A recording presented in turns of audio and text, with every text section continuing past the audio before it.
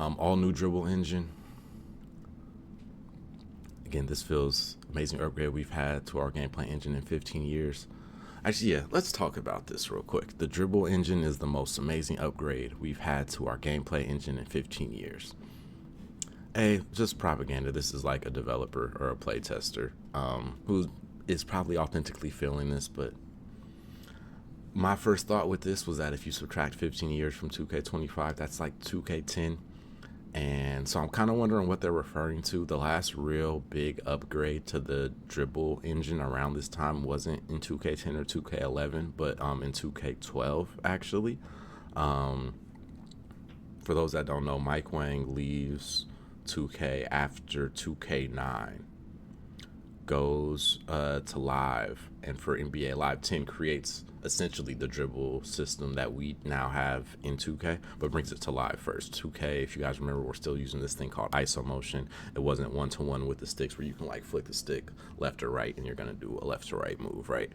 It was like you had to, it was more like, I won't say a fighting game, but it was more like putting combos together, right? If I wanted to do an in and out move, it was hold 2 or 3 modifiers and then flick the stick a certain way. It wasn't as one-to-one. It was more so punching in a combo in order to get a move to work, not this one-to-one that we're all used to now, where I move the stick to do a thing and the player does a thing similar to what I'm having the stick do, and it feels one-to-one and it feels good. Again, introduced in Live 10. Doesn't come to 2K until 2K12, because even though Mike Wang is back for 2K11, they don't change the dribble system until 2K12. So I'm assuming that's what they're referring to. When they say the most amazing upgrade we've had to our gameplay engine in 15 years, is when we brought over the one-to-one dribbling system from Live over to when Mike Wang leaves, because he wants to make that system happen, brings it over to Live, comes back to 2K and implements it in 2K12. But again, that's not quite 15 years ago. It's I'm being pedantic most likely, but I think also to say that I don't think that this is that. I don't think we're getting that type of change to the dribble system, because again, the one-to-one system that is implemented in 2K12, while it has been iterated on and upgraded a bunch since that time, it's how people want the dribble system to be. Like, there's not going to ever be, I don't think, a huge change to the way ball handling is done, because the one-to-one right stick, left stick system is what people want. And again, they've done a great job of iterating and improving on that. Now that you can cancel out of pretty much every move, the people that really want that one-to-one control and want that freedom of ball handling have it. And I don't think we're getting anything too new with the engine, with the system, other than just upgrading on that base that we've kind of been working at since 2K12. But let's read about it. NBA 2K25 features an all-new dribble engine built from the ground up. This is the biggest change to our gameplay engine in many years, and we're eager for you to test it yourself. In every previous version of NBA 2K, dribble movement was managed by manually programmed, pre-scripted animation transitions from a library of motion captured movements. Now, with the power of ProPlay, NBA 2K25's dribble engine generates dynamic motion from real-world NBA footage to create a new and more authentic feel. It goes beyond animations and turns movement with the ball into one holistic, dynamic piece of motion, one-to-one with how players dribble in real life. Stops are tighter, launches are more explosive, and probing the court looks and feels smoother, more lifelike, and more consistent than ever before. We can't wait for you to experience this firsthand.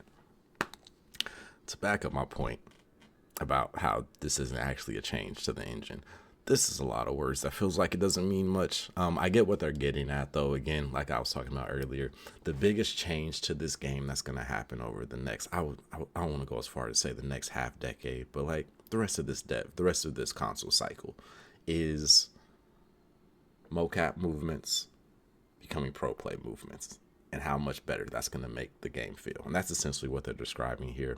And it does, to their point. Daniel Doom, you've seen him on the pod before, seen him on this channel before, always said when we would talk about animations, he always mentioned 2K should just be one long animation, right? Like the game should just be one long animation. I feel like that was his way of describing the thing that I feel like the other side was quote unquote describing. Like, we don't want canned animations. We want to be able to move seamlessly from one move set to another. And if I don't like how this animation is going, I can cancel out of it and get into something different. I don't want to be caught in some animation cycle that I can never break out of. It seems like ProPlay is helping them do that. I think they've been doing it in general, even with mocap for a while. Recently, it would look weird sometimes, right? It would look weird to start an animation and cancel out of that animation. It will look like you're double dribbling sometimes. It will look like something's clipping sometimes. But I think it was something that everybody was willing, most people were willing to give up for that control, right? Cancel can look weird animated as long as I have the ability to not get caught into a canned animation.